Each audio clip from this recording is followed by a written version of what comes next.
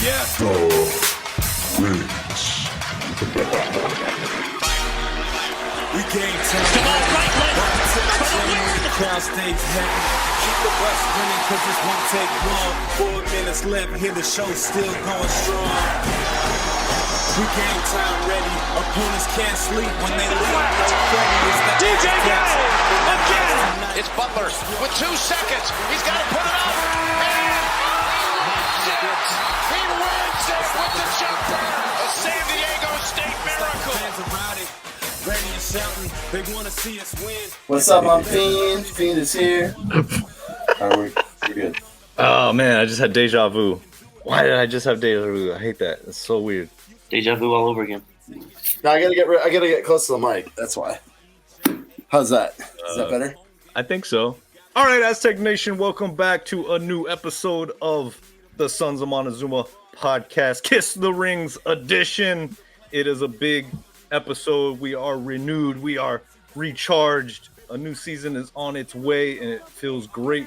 I am Mateo. You can find me at Mateo San Diego on Twitter. I am joined with my 2 co-hosts, and we are excited for this episode. You cannot stop him. You can only hope to contain him.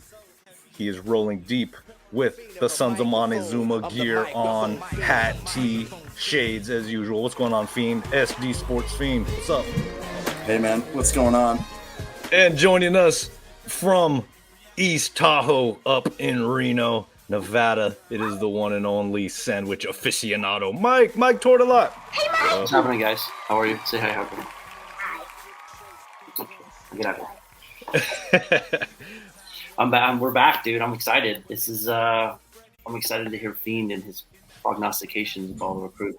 Well, we're getting together because there was a lot of action this week with 2 new big commitments to the Aztec basketball team, and that, of course, is what Kiss the Rings does on our episodes. We talk nothing but SDSU Aztecs basketball, so be sure to subscribe on YouTube because, you know, all season long we're going to be here talking Aztecs hoops and creating highlight videos, NIL merch. Guys, have you guys seen the new Jaden Ledee NIL merch that Sons of Montezuma has, right? Well, I think we've all seen it by now. I bought some, man. I'm waiting for the delivery.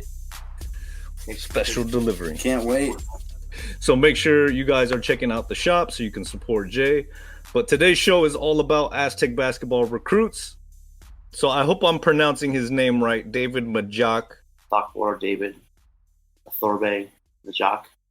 He is a high school senior. And he's a big 7-footer, only weighs 195, right? So, you know, for being that tall, he's definitely gonna need to fill in. Very similar to Guath. Yeah, Magoon Guath, but Magoon Guath's only like 170 pounds or something like that. Yeah. He's even smaller, so. But he's a high school senior. David Majak is at Dream City Christian. And like I said, he's a big 7-footer. And he does naturally play the 5. So that's a big deal for me, right? Because you definitely want, a lot of times you get the size sometimes, but if they're a mentality and if their body, they're not really wanting to play the 5, that you know, I would much rather have a 7-footer that really wants to be that rim protector and has that mentality. So he was born in the South Sudan, I believe. And, you know, he's, I don't know much about him. I can't say that I've seen a lot of film on him. It's just, you know, when you hear the name, you see the measurables, you know, it definitely got everybody's curiosity up. It's not like there's a ton of information. I know, Fiend, you put me onto him and was like, check it out. And next thing I knew, they were making the announcement. He was making the announcement on his Instagram page. So, Fiend, you got anything on David Majak? You obviously had your eyes on him early. Yeah, I mean, you're right. There is not a whole lot of tape out there on him. There's a really cool video that shows him at Dream City Christian in Arizona, where he goes to high school, where he's playing the 5 and just basically just blocking everyone like Mutombo. You know, and all his teammates are doing the wave, the no with the finger. And so, I'm excited to get a true rim protector We had Nathan Mensah for so many years. It would be wonderful if we had someone in that position to, lock it down for 3-4 years, like we had with Nathan Mensah, like we had with Skylar Spencer. We've been blessed to have these rim protectors. It allows the defense to gamble more on the perimeter when you have someone who can erase mistakes at the rim. So, I'm excited. This guy is long. He's very lean. He definitely needs to eat some Trujillo burritos. Maybe they'll name a burrito after him. But he definitely, needs to get in the weight room. But he is going to be, I think, he's under the radar right now. And he's one of these guys, kind of like Magoon Gwath, that I think you're going to say in, 3 to 4 years, wow, where did he come from? Especially the fans of like the big programs are he's gonna really, take college basketball by notice. And so I'm excited. I'm excited to see what he can do. I don't think he's gonna play much next year. He probably redshirts, but I trust Dutch, man. I trust him. I love the fact that when I look him up on his socials, I think you could tell a lot by people's social media sometimes, right? What are they afraid to put out there? What are they not afraid to put out there? And obviously he just seems like a stand-up kid. He's got a faith about him, and I think that's kind of hits on something that Mike touched on last season, and it was, just talking about the guys on the team. They have a commonality to them. They have a brotherhood, but they also do have like a centered faith around their lives. And, to me, I think that's pretty cool. There's that shared brotherhood amongst them. I think having, a Gwek, obviously part of the program as a player development type of position, man, that is so key. I think he's such a leader, and we all hear Dutcher, we all hear everybody talk about it. And I think other young guys like Majak would definitely want to come play, kind of follow in those footsteps that Agwet showed are possible. Mike, I know, like we said, there's not a lot of film out there, but when it comes to a big man like him, what makes you excited about this big 7-footer, David Majak? I mean, just having that height. He'll get in the weight room over the summer if he's redshirt, and he can kind of take the page out of Miles Bird's playbook where he bulked up.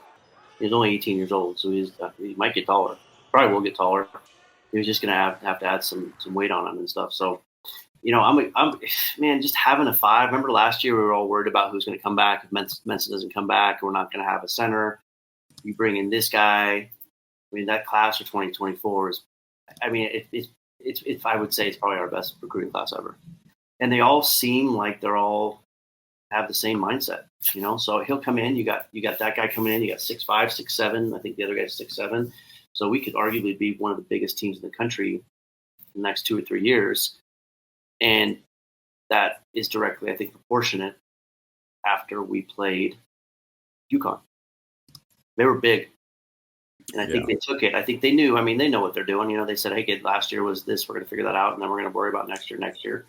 But I think they looked at that and said, hey, we got to get taller. Remember a couple of years, it's like we got to get bigger. Remember everyone was talking about we got to get bigger. We got to get Jaden Ledee. We got to get someone with more weight on them because we got to bang with these guys. Now it's like we get bigger and taller to compete with the UConn and stuff like that. So this is a good start. I like this 7-foot in 195, Dream City Christian. What a great name. And so I'm curious to see how he is when he gets on campus. You bring in him and the other 3 guys at the same time, man. Well, let's give a little overview of the other 3 guys. So we're talking about David Majak, big 7-footer, class of 2024. The other class of 2024 commitment, and I know, Fiend, you've already talked about him a little bit on a previous episode, was Tag DeGourville. And he's at a Wasatch Academy, right? So having him come along, he's at the small forward position. He's about 6'4", 6'5", I believe. 6'5". How do you see, his addition? He was one of the first commits, and then you hear about Majak. And then the bombshell came out. Everybody was on pins and needles, to see if Pharaoh Compton was going to sign on. Well, he commits. Now, Pharaoh, what a name, right? With a name like that, straight out of Compton, straight out of Las Vegas, Nevada. And we were just talking with somebody out of Las Vegas who said we needed to get some higher star ranked recruits. Well, this is one. This is the one for sure. One of the highest rated recruits in San Diego State in the last 10 years or so. Pharaoh Compton. Fiend, you got anything about Pharaoh? Because he kind of rounds out this class of 2024 front court, these forwards and centers, and is very impressive.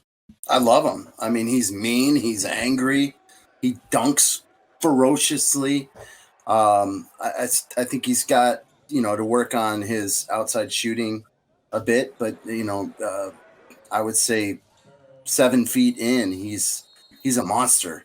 He's going to be very tough to deal with, and you pair him with Majak down at on the 4 and the 5. I think they're going to be really tough to contend with, and I'm excited. This is the highest rated recruit that we have gotten out of high school since I think Jeremy Hemsley. He was the last one who was a top 100 recruit. We had that year where we had Malik Pope, Trey Kell, and Zion Cheatham, who were all top 100 players. So excited to get one of those guys, excited to pluck him out of UNLV's backyard. Love that.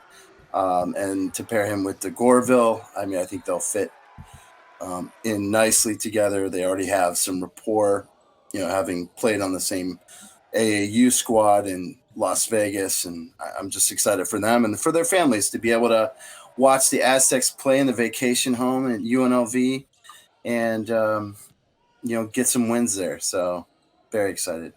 Mike, let me ask you, because bringing in a caliber guy like Pharaoh Compton and knowing that, he did have teammates that are joining him now as far as their commitments to San Diego State, are you a little weary, like what Fiend said, last time we had such high rated recruits?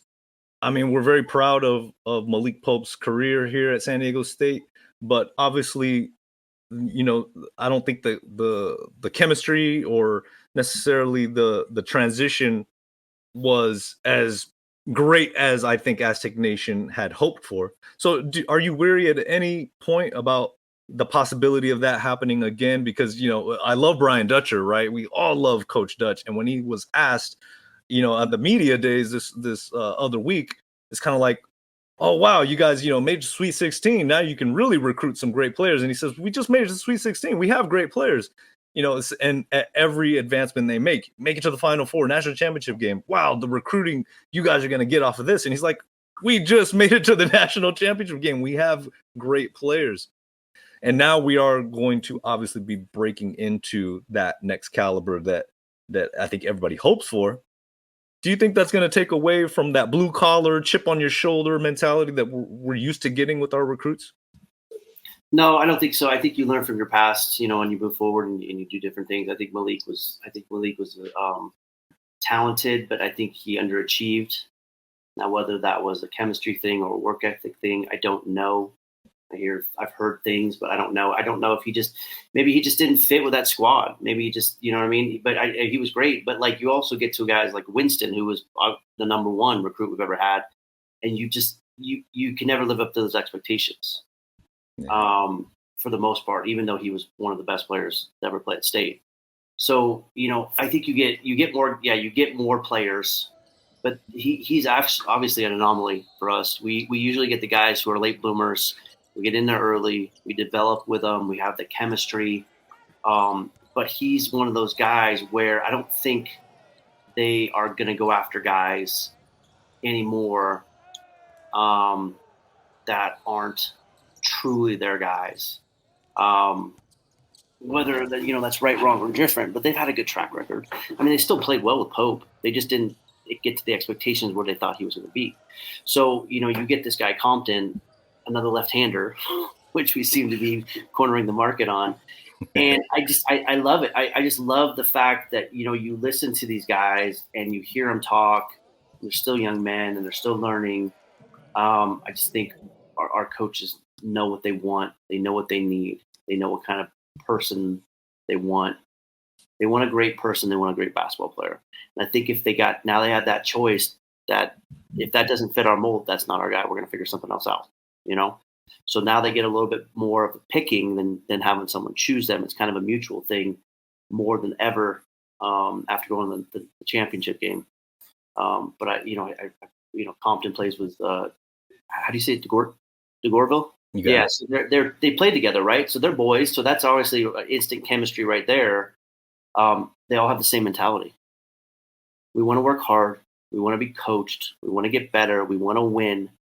We want to play defense, which all of these guys obviously know that you're not coming and playing a state unless you play defense. It's already out there. You don't even have to tell it to them.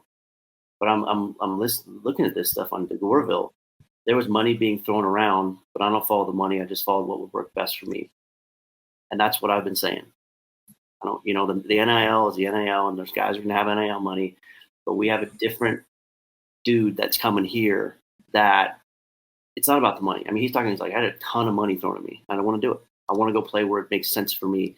And there's always going to be guys who are chasing the money, always going to be guys chasing the rings, always going to be guys. There's a different journey for everybody. But I think we've got these guys that are just coming here and they want to play. They want to win. They want to have a brotherhood. They see what happens with all these guys. And then you get here in the offseason and look at all the guys coming here from the NBA in the offseason, And so there's definitely in San Diego, right?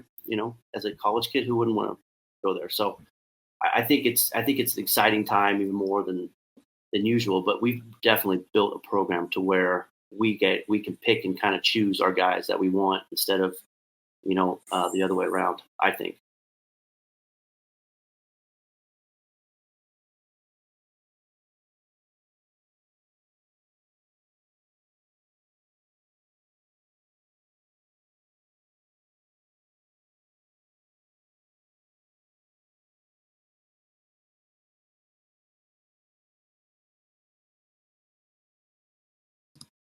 I love what you're saying there, man. I know one of our big concerns was the whole NIL and the transition to NIL, but man, this Final Four run, I think it really has come at the perfect time for the basketball program. Mike, you said those dollars, there's only a certain amount of dollars, right? There's only a certain amount of spots for basketball players across the nation, right? Because you can only have so many guys to a squad, and if you want that playing time, you're able to go where you really want. You're not going to feel completely pressured by those dollars. And man, I love it.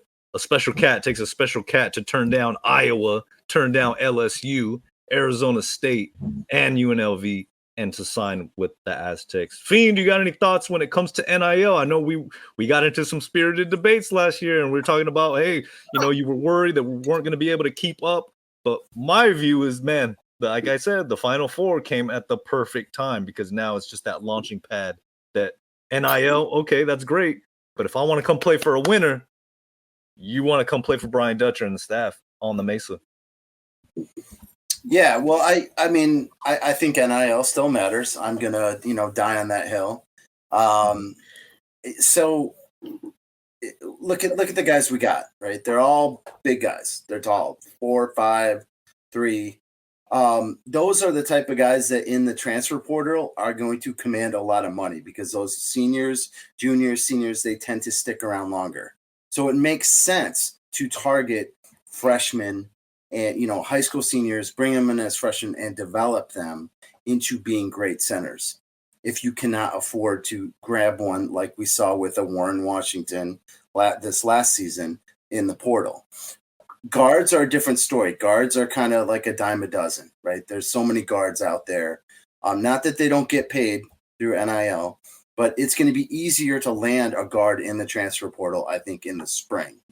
And so what I really like with this whole recruiting approach is the coaches know they've got the transfer portal as a backup, right? So they can target 3 or 4 guys that they really want in their program, and they build those relationships early. They were on to, at least DeGourville and Compton probably for the last couple of years. And I mean, they made great relationships with them, very close relationships, and it paid dividends because they committed to the Aztecs. And they've done that a couple of years in a row with that. We haven't lost out on too many. We haven't had any years where we had 3 guys that we were targeting and all three of them went somewhere else, right? And we totally struck out. So they're doing something right on that end. And so I'm really happy with the coaching staff. I mean, you know, they're picking up not only, and we see this whenever you meet these guys, you see them out in public, you talk to them, they're quality kids. You know, that's Aztecs don't recruit junk. They get quality kids, they get quality athletes. You know, they're gonna be just phenomenal players on the floor. And hats off to Dutcher and his staff, because this was just a banner year for the recruiting class. What are the points do you guys think we need to hit on? I mean, in relation to this year's team, it's pretty awesome because you know this year's team is going to be, you know, a very interesting team. We're going to do our profile, our episode looking at the team as a whole in about another week or so. But you know, when I just look at the guys that are seniors, especially in the front court, it's going to work very well, I believe, with some of the young guys that are going to be stepping up next season. And when, you know, hopefully these three commits jump in and, you know, whether one of them red shirts or not, you know, I think it's just going to be a good wave transition, you know, to those different generations, as Fiend like to say, you know, as we were talking just the other day.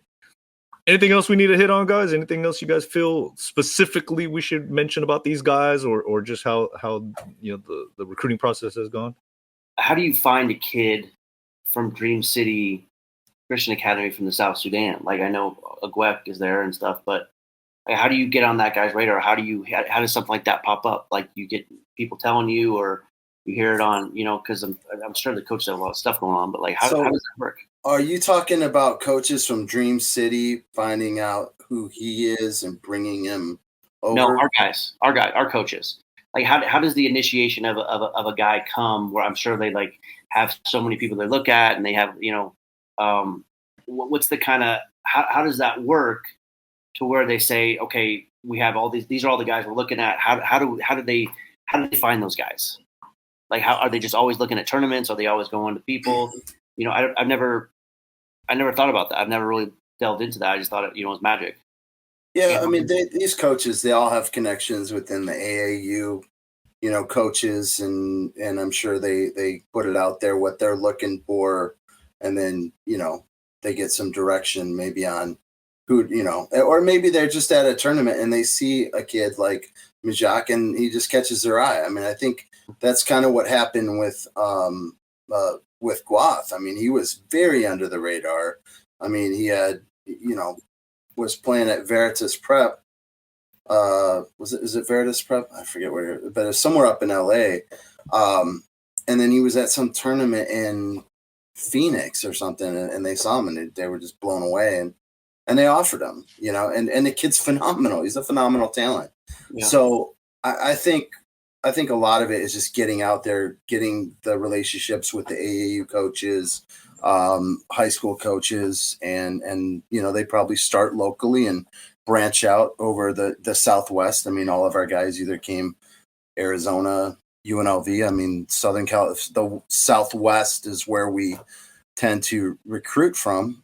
We get some guys from the Northwest, obviously, too. But you know, we're not getting so many people from without connections out west that are from the back east. It was very cool to see Pharaoh's announcement on live TV. I know a lot of Aztec Nation was watching, and of course you can see the video of his announcement courtside. That was really smooth on national television. So a lot of great news coming out about Aztec basketball. You got to love the media attention, and Final Four has really did a lot of wonders for us. I think we're going to have the closed door scrimmage sometime this weekend against Arizona State. I wouldn't be surprised if it's Saturday. So we'll get some word out. You know, it always gets leaked, like, you know, what the score was, who scored what. You know, we'll find out how we matched up against them. I don't know. KenPom came out this week. You know, we're ranked 17th in the country, which is awesome. I didn't think we were going to be ranked that high. I thought we would be ranked more like 20th because the I think those guys usually undervalue SDSU. They usually discount us in the polls. So I was pleasantly surprised with that. But KenPom, they has us 29th. So there's a little disparity between the KenPom rankings and the AP rankings. How do you feel about that, Mike? Does that get you excited? Very excited. KenPom's a dork. So he's a stats guy, which is fine. I get it. But my philosophy is, preseason rankings are given, postseason rankings are earned. So, it's neat to have that number in front of you. I don't give a shit. I don't care. Just keep playing. Just keep winning. You know what I mean? Like I always say, like the numbers are the numbers. It's cool. Hey, I think that's the highest preseason ranking we've had in quite a while. I think, at least 4, 5, 6 years, I think in that range. But, whatever, man. I mean, we weren't preseason ranked last year, and I don't think we were the year before. And then look where we finished. So we tend to always kind of be outside of the rankings, and then we finish in the rankings almost every year. So they undervalue us, but you just got to keep winning. And everybody's East Coast biased, and then that's fine. But it's Gonzaga and then East Coast. So whatever, just keep playing, do your thing. And these guys, I don't think these guys in that locker room really care about the preseason rankings. They just say, hey, we know what we got to do. We're going to go out and do it. Yeah, I think us fans want it more for validation. You just want to have that feather in your cap, but it's like, I almost rather do without them. Just keep playing with that chip on your shoulder. No matter what happens, Sons of Montezuma, we're still gonna pump up our guys, and no matter where they're preseason ranked. But hey, it is cool to get some recognition for sure. So last year we were AP 19th. Okay. So this year we're 17th. We finished last year 18th. So our preseason and our final rankings were about the same, but obviously we went to the national championship game. So that's all that matters. We finished second. We're number 2. I said we went to the national championship game. Yeah, but 18th. Come on, man. You're silly. You're being silly now. We're number 2. No, he's just saying that it was accurate. No, that we were the AP final. We were 18th, but at the last AP ranking of the year, that's before the tournament. Oh, before the tournament. Okay. Yeah. Okay. All right. I didn't. Did you not hear a word I said, Mike? I didn't. I thought you were always player hating. I thought that's what AP meant. But like, I didn't know. I didn't hear you say pre-tournament. I missed that. I forgive me. You just filter out like what I say so that you can hear what you want to hear. Huh? Oil? Who said anything about oil? I didn't hear you. I'm sorry. Well, I think it's legit, and I think we'll get into it in the next episode. I'll have to break you two apart a little bit more because let's face it, guys. Last year, I don't think anybody saw that tournament run coming the way that it did, the way that the regular season was going. If you would have said at the end of the regular season, there's no way. No, I don't think anybody truly believed, but those guys in the locker room and the staff. But we'll get into that. What are you talking about? Yeah, what is that, bro? I mean, we interviewed what are you talking about? I said in Vegas. Right, not at the end of the regular season, though. Not at the end of the regular season, though. But nobody was saying anything about that in the regular season. We were just all happy to win one tournament game or Sweet 16. Yeah, 100%. At the end of the regular season. 100% we were. But I also said to Lamont in that interview last year, I said, you guys have the chance to be the best team ever at San Diego State. Now, there wasn't quantification of what that meant. But, I mean, there's an argument if they're I think they're the best team to ever play.